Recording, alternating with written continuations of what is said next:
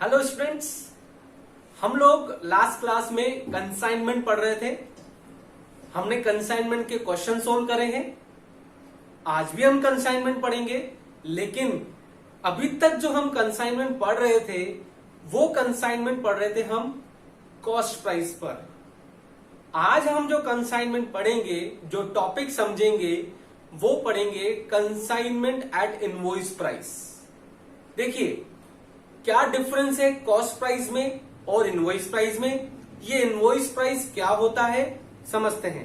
देखिए, अगर consignor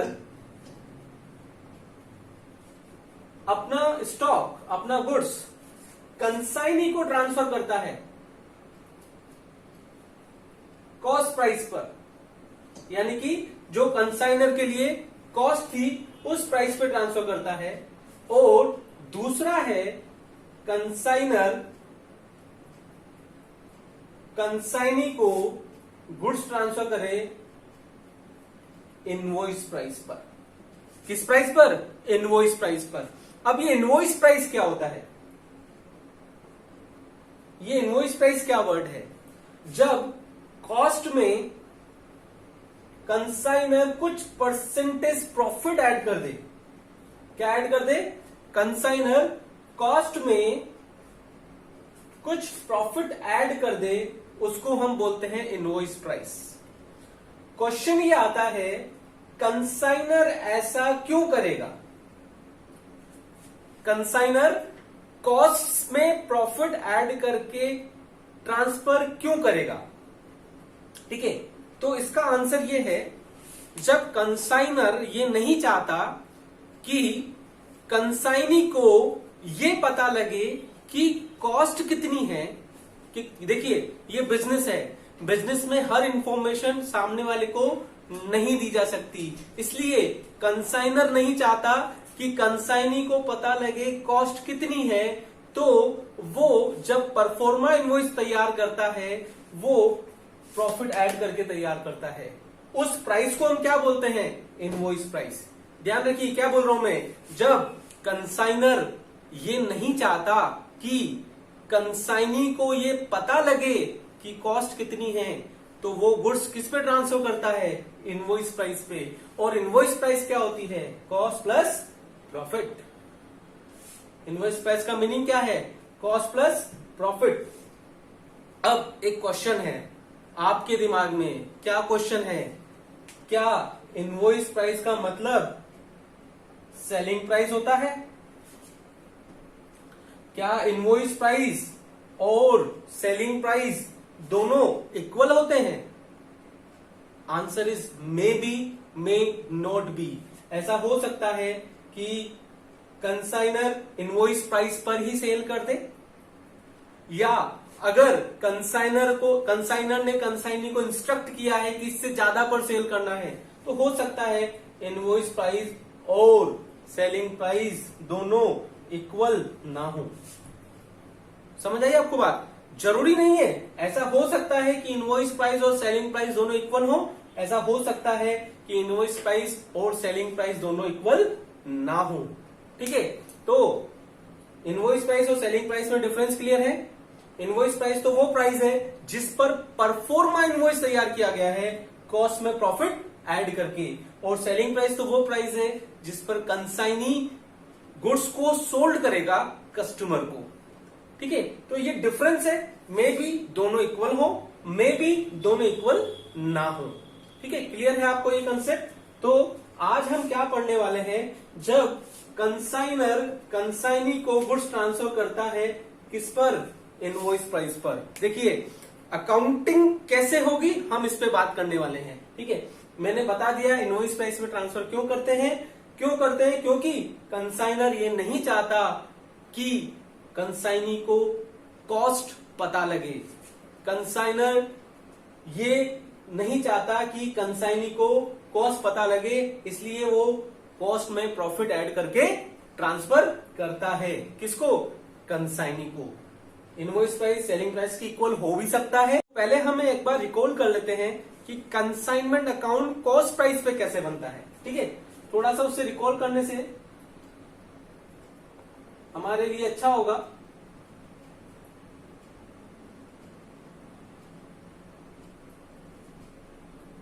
cost price पे कंसाइनमेंट अकाउंट कैसे बनता है? फॉर्मेट सेम रहेगा चाहे हम कॉस्ट पर करें या इनवॉइस प्राइस पे करें, फॉर्मेट में कोई चेंज नहीं आएगा। तो सबसे पहले हम क्या लिखते हैं? To goods sent on consignment, लेकिन अमाउंट में क्या लिखते हैं हम? कॉस्ट। ठीक है, इसके बाद यहां पे लिखते हैं टू बैंक। ये टू बैंक किस चीज की एंट्री है? ये है कंसाइनर एक्सपेंसेस की। इसके बाद यहां पर लिखते हैं अपन टू कंसाइनी। ये किस चीज की एंट्री है? ये है कंसाइनी के एक्सपेंसेस की।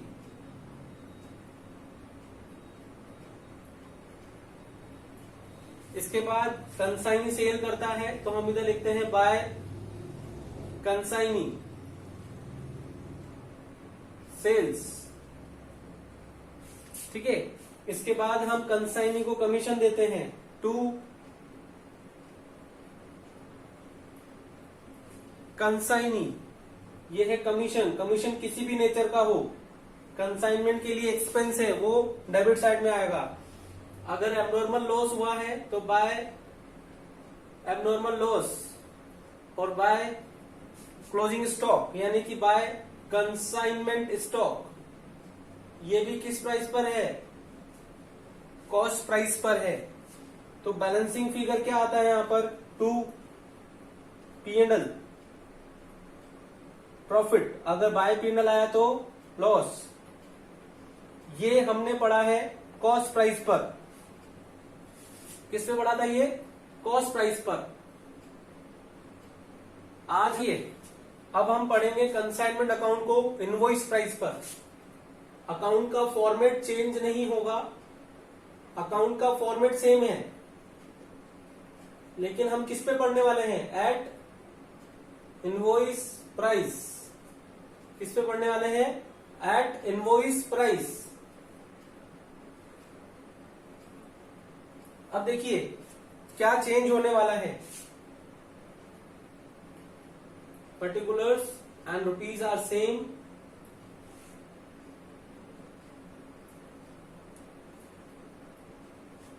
इसके बाद हम क्या करेंगे? सबसे पहले लिखेंगे to goods sent on consignment, लेकिन यहां पर इनवॉइस प्राइस आएगा। देखिए यहां पे था कॉस्ट प्राइस, यहां पे है इनवॉइस प्राइस। इनवॉइस प्राइस का मतलब क्या है? इनवॉइस प्राइस का मतलब है कॉस्ट प्लस प्रॉफिट।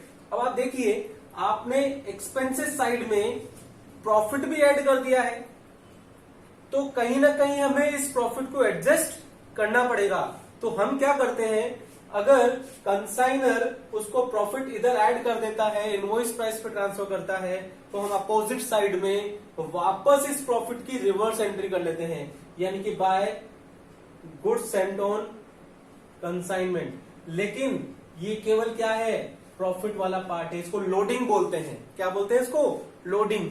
यानी कि आपने इधर प्रॉफिट ऐड किया है तो हमने अपोजिट साइड में वापस प्रॉफिट को अलग कर लिया है, ताकि हमें एक्चुअल प्रॉफिट पता लग सके। अगर आपने ऐसा नहीं करा तो आपने डेबिट साइड वैसे ही हायर कर दी, यानी प्रॉफिट को भी एक्सपेंस मान लिया, जबकि ऐसा नहीं है। तो हमने रिवर्स साइड में यानी कि अपोजिट साइड में क्या करा? उसकी रिवर्स एंट्री कर ली है। फिर आगे क्या होता है? To bank, again same consignor expenses. इसमें कोई चेंज नहीं आएगा, चाहे आप कॉस्ट प्राइस पे करें चाहे आप इनवॉइस प्राइस पे करें, इसमें कोई चेंज नहीं है। टू कंसाइनी, कंसाइनी के एक्सपेंसेस आएंगे, इसमें भी कोई चेंज नहीं है, चाहे आप कॉस्ट प्राइस पे करें चाहे आप इनवॉइस प्राइस पे करें। By consignee sales. देखिए सेल्स हमेशा सेलिंग प्राइस पे आएगी, चाहे आप कॉस्ट प्राइस पे क्वेश्चन सोल्व कर रहे हैं चाहे आप इनवॉइस प्राइस पे क्वेश्चन सोल्व कर रहे हैं, ये हमेशा सेलिंग प्राइस यानी एक्चुअल सेल्स ही आएगी। इसके बाद टू कंसाइनी हमेशा कमीशन डेबिट साइड में ही आएगा, चाहे आप कॉस्ट प्राइस पे क्वेश्चन सोल्व कर रहे हो, चाहे आप इनवॉइस प्राइस पे क्वेश्चन सोल्व कर रहे हो। इसके बाद बाय एबनॉर्मल लॉस, इसको भी हम कॉस्ट पे ही लिखेंगे जो एक्चुअल लॉस हुआ है हमारा। इसके बाद बाय कंसाइनमेंट स्टॉक, ये जो आएगा क्लोजिंग स्टॉक, ये भी इनवॉइस प्राइस पे आएगा। किस पे आएगा? इनवॉइस प्राइस पे, यानी कि क्लोजिंग स्टॉक जो आएगा उसमें वापस प्रॉफिट ऐड कर लिया जाएगा। अब वापस देखिए, हमने क्रेडिट साइड को हायर कर दिया है, हमने क्लोजिंग स्टॉक में प्रॉफिट ऐड कर दिया है, तो इसकी रिवर्स एंट्री हमें किधर करनी पड़ेगी? डेबिट साइड में। लेकिन इस बार जो डेबिट साइड में एंट्री होगी वो स्टॉक रिजर्व के नाम से होगी, profit on closing stock. Balancing figure आएगा टू P&L। इस तरीके से हम इनवॉइस प्राइस के क्वेश्चन को सॉल्व करते हैं। देखिए, इसका मतलब हम जब इनवॉइस प्राइस पे करते हैं तो किन किन चीजों में चेंज आता है एक बार वापस रिवाइज कर लेते हैं। जब हम इनवॉइस प्राइस पे कंसाइनमेंट अकाउंट बनाते हैं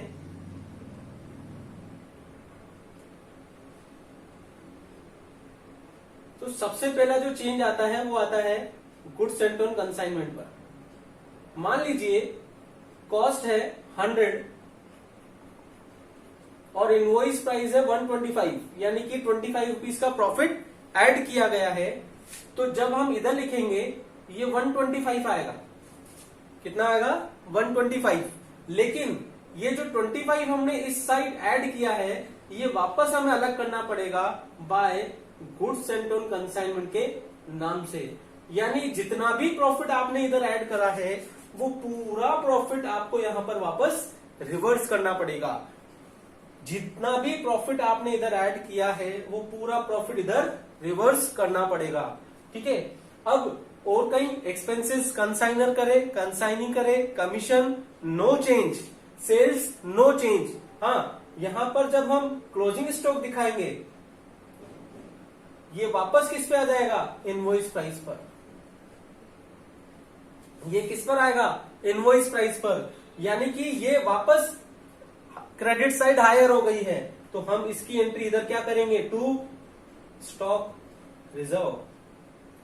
केवल ये चेंजेस आएंगे और ये भी कौन सा वाला पार्ट है? Profit on closing stock.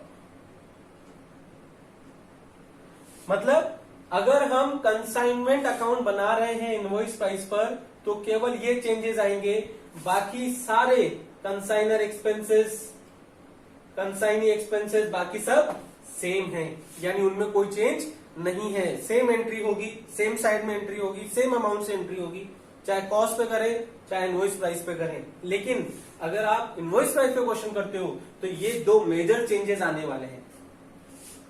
Goods sent on consignment invoice price पे तो अपोजिट साइड में उसका प्रॉफिट हमने अलग कर लिया है। अगर क्लोजिंग स्टॉक में भी प्रॉफिट ऐड कर दिया है तो स्टॉक रिजर्व वापस डेबिट साइड में दिखाया है। अब क्वेश्चन ये आता है, क्या वैल्यूएशन ऑफ क्लोजिंग स्टॉक में भी कोई चेंज आएगा? क्या ऐसा कुछ होगा कि वो भी चेंज हो जाएगा? नहीं, हम वैल्यूएशन ऑफ क्लोजिंग स्टॉक वैसे ही करेंगे जैसे करते आए हैं, वही तरीका हम अभी भी यूज करेंगे।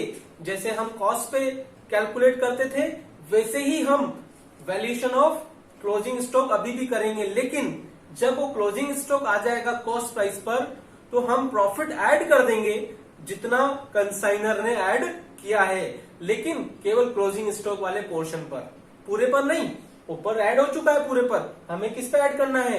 Closing stock. वो कॉस्ट पे आपने वैल्यू किया है उसमें हम क्या करेंगे? प्रॉफिट वापस ऐड कर देंगे तो वो इनवॉइस प्राइस आ जाएगा।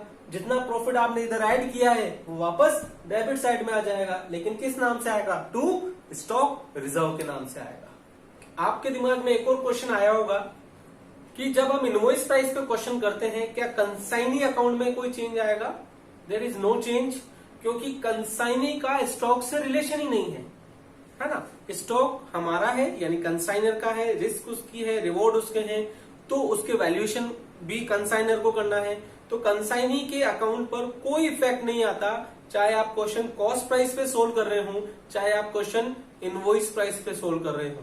ठीक है, तो कंसाइनी अकाउंट सेम रहेगा, उसमें कोई चेंज नहीं आएगा। ठीक है, और अब हम देखते हैं, एक क्वेश्चन सोल्व करके देखते हैं ताकि हमारे कंसेप्ट और क्लियर हो, हमारा बेसिक साउंड हो। तो एक क्वेश्चन कर रहे हैं जो आपके मॉड्यूल का ही है। ठीक है, इलस्ट्रेशन नंबर 6, बहुत अच्छा क्वेश्चन है ये। Ajay of Mumbai consigned, illustration number 6 है, Ajay of Mumbai consigned to Vijay of Delhi goods to be sold at invoice price. Goods किस पे सेल किया जाएगा? इनवॉइस प्राइस पे।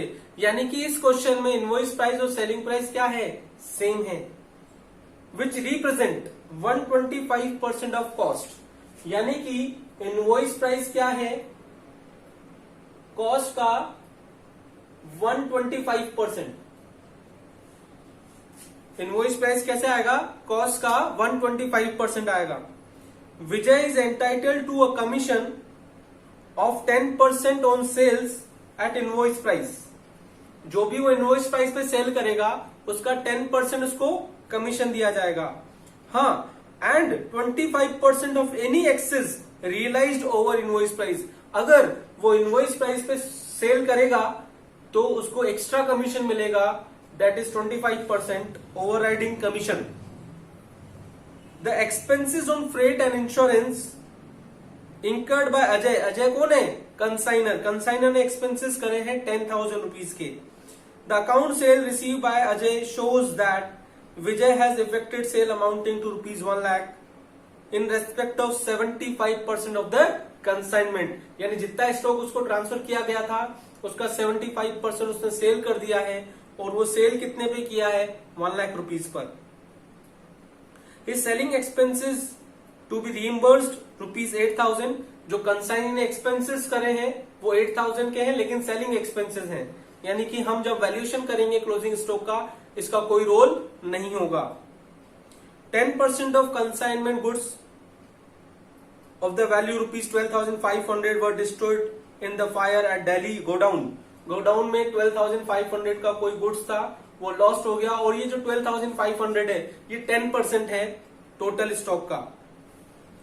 Insurance company paid 12,000 net of salvage value. Insurance company ने 12,000 रुपीज हमें दे दिए हैं। Vijay remitted the balance in the favour of Ajay. Prepare consignment account and the account of Vijay, यानी consignee account in the books of Ajay along with necessary calculation। सबसे बड़ी problem इस question में पता है क्या है? अगर आप वापस रीड करेंगे ना तो आपको पता लगेगा इसमें गुड्स सेंट ऑन कंसाइनमेंट दिया हुआ ही नहीं है। कितने अमाउंट का गुड्स कंसाइनर ने कंसाइनी को ट्रांसफर किया है वो दिया हुआ ही नहीं है। ना कॉस्ट प्राइस गिवन है, ना इनवॉइस प्राइस गिवन है ना। लेकिन अगर आप क्वेश्चन को बहुत अच्छे से रीड करेंगे तो आपको एक हिंट जरूर मिलेगा कि कंसाइनर ने कितना स्टॉक ट्रांसफर किया है कंसाइनी को। हिंट जरूर मिल जाएगा। देखिए कहां से मिल रहा है हिंट? क्वेश्चन में बोला गया है 10% ऑफ स्टॉक डिस्ट्रॉय हो गया है। 10% ऑफ स्टॉक क्या हो गया है? डिस्ट्रॉयड हो गया है।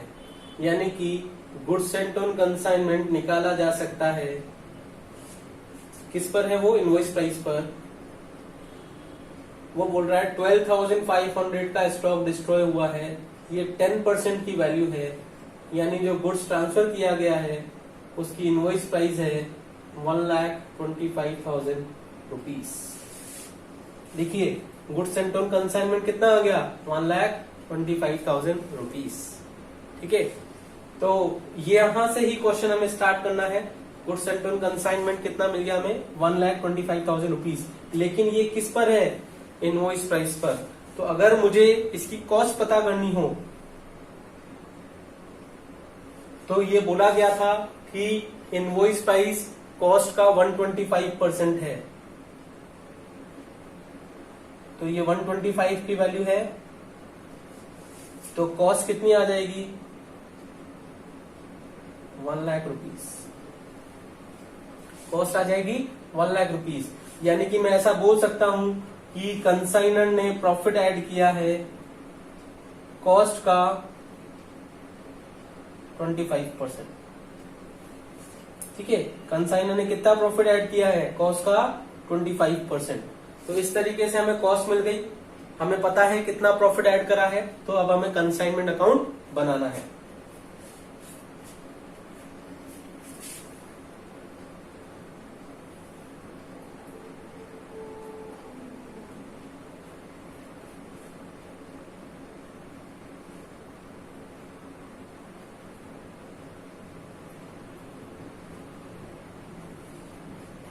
ठीक है, अब हमें मुझे वर्किंग नोट की जरूरत पड़ेगी यहाँ पर। तो वर्किंग नोट आप क्वेश्चन के लास्ट में करेंगे, मैं आपको सिखा चुका हूं कैसे करना है। तो सबसे पहले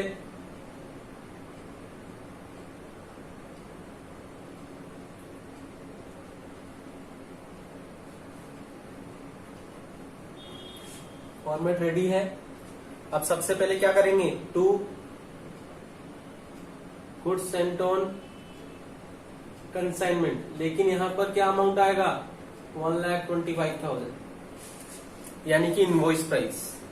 अब कितना प्रॉफिट ऐड हुआ है वो हम इधर अपोजिट साइड में वापस लिख देंगे, by goods sent on consignment 25,000, क्योंकि मैंने आपको बता दिया था कॉस्ट कितनी है उसकी, 1 लाख।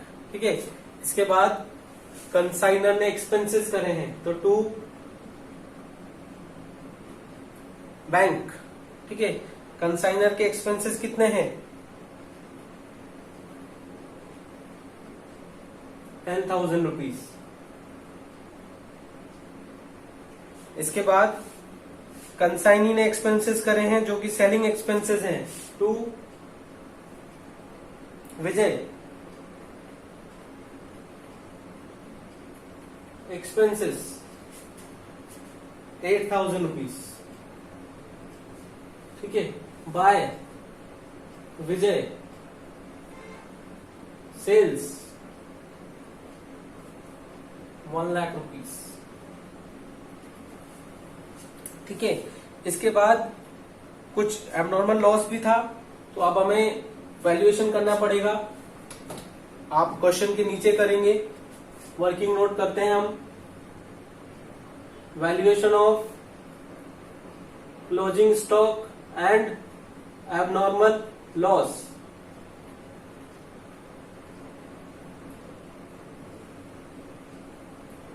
Quantity and amount. देखिए मैंने आपको बताया है, अगर क्वांटिटी गिवन ना हो तो हम 100 अज्यूम कर लेते हैं। तो goods sent on consignment 100, cost लिखते हैं यहां पर 1 लाख, ऐड करेंगे कंसाइनर एक्सपेंसेस। कंसाइनर के जो एक्सपेंसेस हैं, चाहे डायरेक्ट हो, इनडायरेक्ट हो, रिकरिंग हो, नॉन रिकरिंग हो, हमेशा ऐड होंगे। यानी यहां पर कितना आएगा, 1,10,000। इन ट्रांजिट लॉस नहीं है, ऐड करेंगे कंसाइनी एक्सपेंसेस, लेकिन कंसाइनी के जो एक्सपेंसेस है वो सेलिंग एक्सपेंसेस हैं, तो वो भी ऐड नहीं होंगे। 100 इधर आएगा 1,10,000। इसके बाद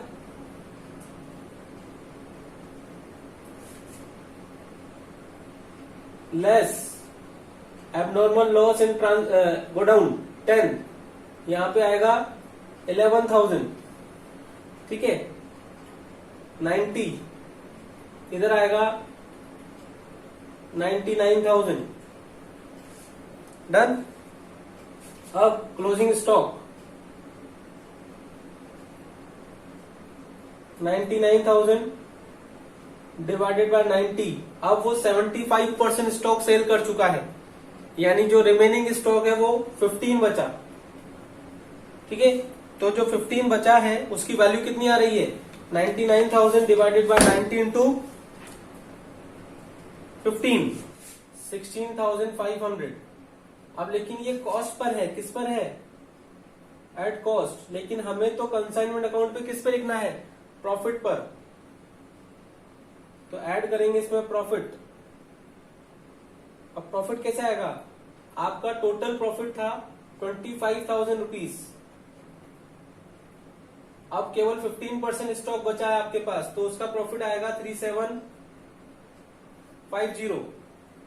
तो आपका जो क्लोजिंग स्टॉक हम लिख पाएंगे अब वो आएगा 20250। वापस रिपीट कर देता हूं ये कहां से आया। आपका प्रॉफिट था 25,000 वेरी बिगनिंग में, वो 100% गुड्स पर था।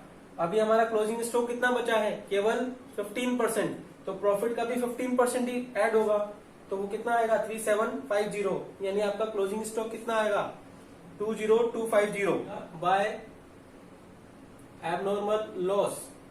एबनॉर्मल लॉस आएगा 11,000 बाय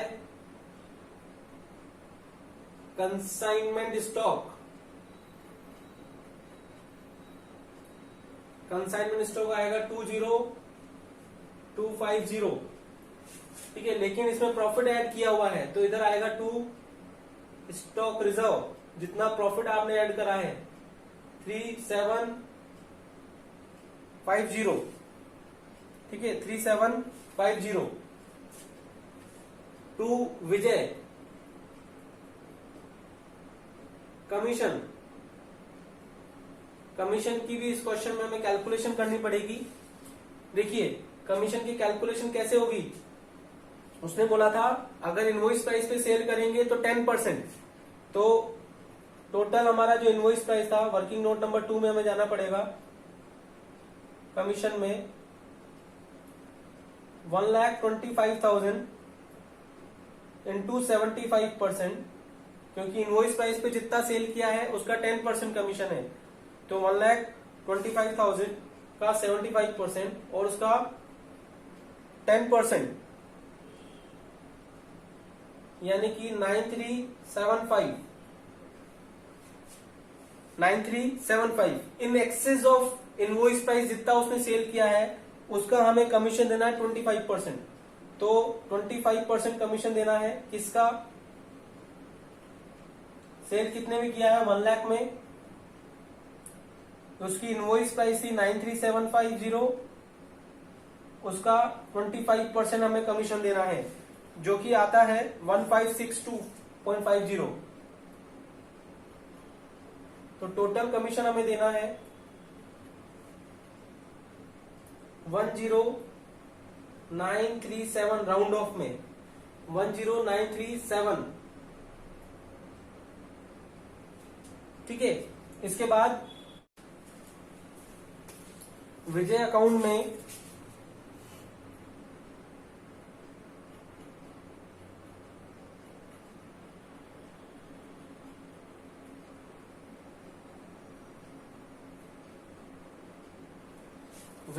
में सबसे पहले by consignment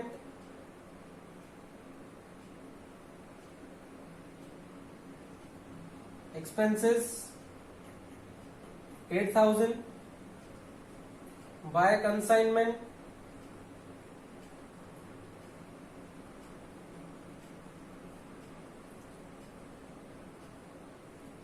commission 10937, to consignment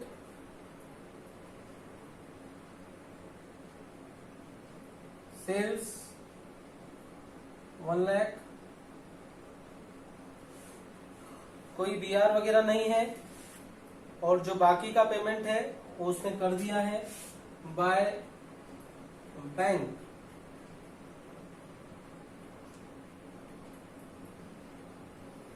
81063,